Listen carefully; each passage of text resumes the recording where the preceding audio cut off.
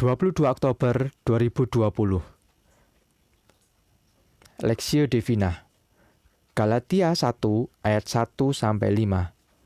Dari Paulus, seorang rasul, bukan karena manusia, juga bukan oleh seorang manusia, melainkan oleh Yesus Kristus dan Allah Bapa yang telah membangkitkan Dia dari antara orang mati.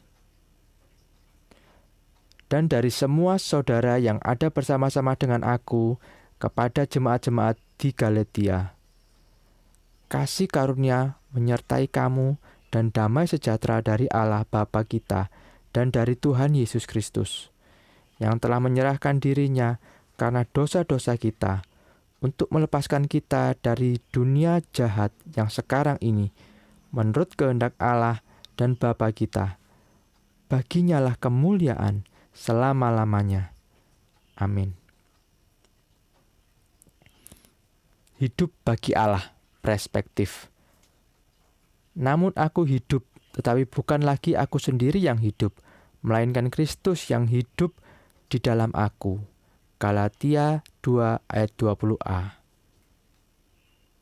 Seorang utusan atau duta besar dari suatu negara ditugaskan pergi ke sebuah negara asing untuk mewakili negaranya.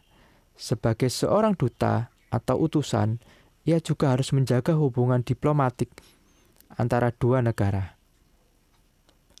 Dalam surat Galatia ini, Paulus menyebutkan dirinya sebagai seorang rasul, yang berarti juga seorang utusan.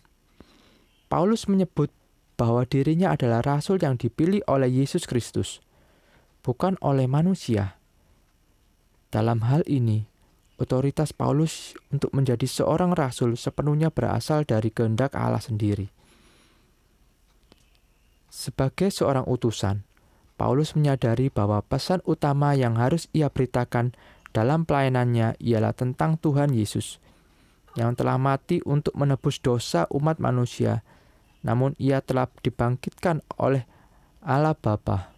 Paulus menyadari bahwa banyak orang tidak menyadari identitas mereka sebagai anak-anak Allah, sehingga hidupnya tidak seperti orang-orang yang telah mengalami anugerah keselamatan dari Allah. Apakah yang Paulus harapkan dari jemaat di Asia Kecil pada saat itu? Paulus berharap bahwa para jemaat memiliki kesadaran dan tekad untuk hidup bagi Allah. Apa artinya hidup bagi Allah? Mereka tidak lagi hidup bagi dunia, tidak menghidupi nilai-nilai, ajaran-ajaran, pandangan hidup, serta keinginan-keinginan yang ada di dalam dunia ini, melainkan meninggalkan semua itu dan bertobat dengan sungguh kepada Tuhan Yesus. Dengan kata lain, hidup dalam anugerah Allah, di mana Allah telah mengampuni dosa-dosa mereka dan hidup dalam damai sejahtera, di mana Allah menjadi satu-satunya pemelihara sempurna yang dapat memenuhi segala kebutuhan mereka.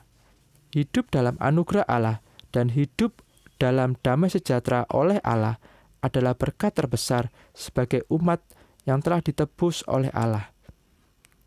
Oleh sebab itu, semakin kita menyadari akan berkat terbesar ini dalam kehidupan kita, maka kita akan berusaha untuk senantiasa memuliakan Allah di sepanjang kehidupan kita. Studi pribadi. Apakah kita telah memiliki kesaksian hidup yang baik, sehingga orang lain bisa melihat Kristus dalam hidup kita? Berdoalah.